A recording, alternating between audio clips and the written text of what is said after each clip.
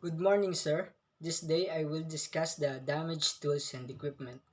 First, I will explain the different kinds of causes why the equipment and tools become damaged.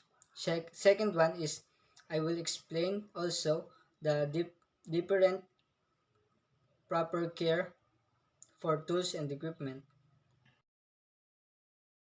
Tools. It is an instrument for making material changes on other objects as by cutting, shearing, striking, rubbing, grinding, squeezing, measuring, or other processes. Equipment. It is a tools, machines, or other things that you need for a particular job or activity. There are different reasons why tools and equipment damage. First, lack of training. Employees who do not know how to properly handle equipment are more likely to make mistakes that leads failure. This is not about the fault of the staff, but rather the fault of the management to invest in the success of their people. Employee training may come with a major upfront cost, but the cost of mistake due to inadequate training are far greater. Lack of skill in using tool and equipment can cause tool or equipment damage. An example of this is using lifter correctly. When using it incorrectly, it can give up and it's also possible to damage the vehicle we are lifting. Second, cost-cutting preventive maintenance. Preventive maintenance is the best way to avoid equipment failures. In addition to invest in employee training, equipment that is not well maintained will run efficiently and eventually burn out. If you are recognized of when your equipment reaches its breaking point, you face major disruption in productivity. Invest in preventive maintenance not only to increase equipment service life but to acknowledge problems before they become catastrophic. An example of this is when we do not know the limit of our equipment before using it again, it overheat and break. Third is improper preventive maintenance. Skilled and informed preventive will save your facility for major disruptions in productivity. However, preventive maintenance that is rigid rather than dynamic, uniform rather than performed by expert technicians, and scheduled by the time rather than an understanding of changing equipment needs, will lead to unnecessary and disruptive service. The more you service certain pieces of equipment, the more they like to expose to hazardous environments. Preventive maintenance should be smart, not simply scheduled. Improper care of equipment can also be cause of its damage, so we should know the proper process of caring for our equipment and tools. Another one is lack of supervision.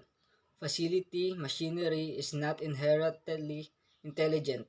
It performs well because the people that handle it are thinking and monitoring performances. Equipment processes that are not monitored or swept under the rug are the mercy of circumstances and likely to experience issues. In order to maintain your facility equipment, you must be vigilant and look for changes in performance to predict issues before they happen. Lack of supervision is also one of the causes of damage to equipment and tools.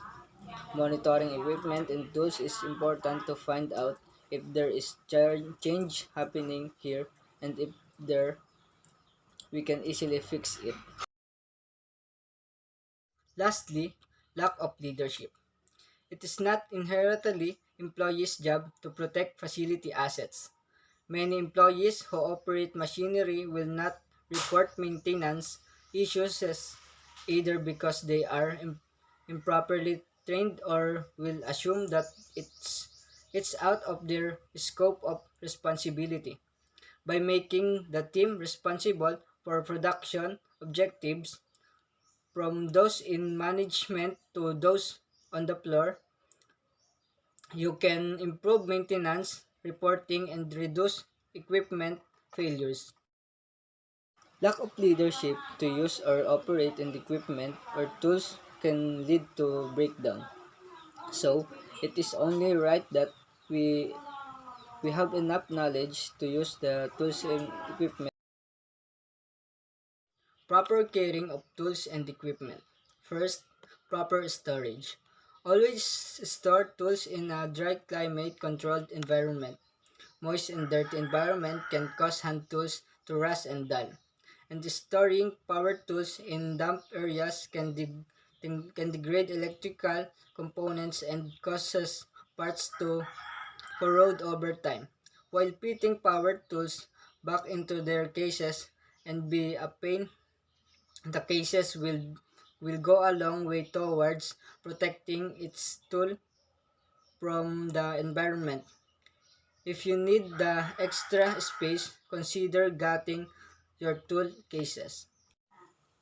An example of this is placing tools in a dry container to prevent rust and make the tools last longer. The equipment should only be placed in a controlled climate environment. Second one is clean often. It might seem like overkill at first, but be sure that each of our tools get cleaned every time you finish using it. Cleaning methods will vary from tool to tool, but most of the time, everyday cleaning can be simple as wiping dirt and dust from the casing. Something as simple as a good wipe down will keep particles from building up and getting into your tool's internal mechanism. Tighter areas like filters can be kept dust free with a few blasts from a can of compressed air. One of the ways to keep equipment and tools durable and in good condition is to clean them properly before and after use it. In that way, we can avoid immediately damage to our tools and equipment. Third one is remember to regularly inspect your tools. If you are in the habit of using a power tools every day, it can be easy to fail to notice when that tool's performance gradually drops over time. That's why it's important to list at least semi-regular take a moment and inspect your most used tools, paying close attention to sign of wear and performance issues. Run a few basic operations with a tool, paying close attention to wearing signs like work weaker than normal power levels and sort of burning smells and, and strange buzzes and noises coming from inside the tool. Any of this is pretty strong indicators that there's something up with your tools and it may require something extra attention. Apart from cleaning our tools and equipment after use, we should also check if our equipment every day to find out if there is any parts that need to be replaced that could cause damage. Fourth is battery maintenance. Batteries for your power tools are expensive. The good news is that proper care can be extend the life of your batteries and keep your tools operating at their highest levels. Batteries should be stored in controlled environments where the temperature remains consistent. Heat kills battery from performance, so don't leave them in direct sunlight. Always let them cool down after use and after charging. Also, try not to let your batteries drain completely before recharging, as this can degrade your battery lifespan. Some of our tools and equipment are use of battery, and are rechargeable. One of the ways to keep it strong is to care our battery if possible. Don't put it in the direct sunlight and do not drain the batteries before recharging. Another one is let your tools cool down.